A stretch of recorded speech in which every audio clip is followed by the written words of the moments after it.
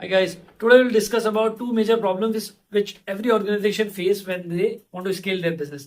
देखिए first problem तो ये है कि जब भी किसी ऑर्गेनाइजेशन को अपना बिजनेस स्केल करना होता है वो एम्प्लॉयज का माइंडसेट चेंज करने में बहुत प्रॉब्लम आती है बिकॉज एम्प्लॉय एक डेफिनेट एक फिक्स माइंडसेट से काम कर रहे होते हैं और जब स्केल होता है बिजनेस तो प्रोडक्ट में चेंजेस आते हैं, बिजनेस मॉडल में चेंजेस आते हैं, समटाइम्स मर्जर एंड एक्विजिशंस होता है, एम्प्लॉयज की कैपेबिलिटी को एनहांस करना, उनके स्किल को एनहांस करना, चेंज मैनेजमेंट जिसको कहते हैं, चेंज आता है बहुत बड़ा, उसको कुछ लोग अडाप्ट कर पाते हैं, कुछ लोग अडाप्ट नहीं कर पाते हैं। तो वहां इसका सोल्यूशन जो मुझे दिखाई देता है वो हमेशा ये है कि whenever organisation wants to scale the business, first they need to discuss with their employees in terms of what is their next goal.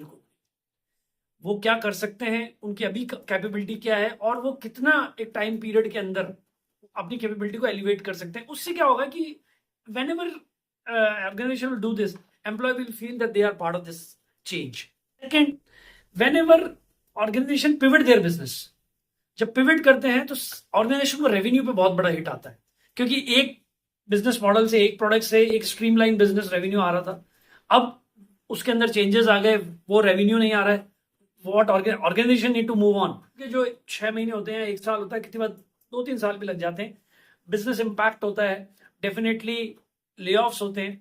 But मुझे लगता है कि वहां पे जो सोल्यूशन है वो यही है कि लॉन्ग टर्म जो सोल्यूशन है और लॉन्ग टर्म इंपैक्ट है उसके बारे में सोचना चाहिए। शॉर्ट टर्म में डेफिनेटली बहुत हिकअप्स आते हैं। There are two things which every organization need to do after some time. One is pivot a business model or scale the business.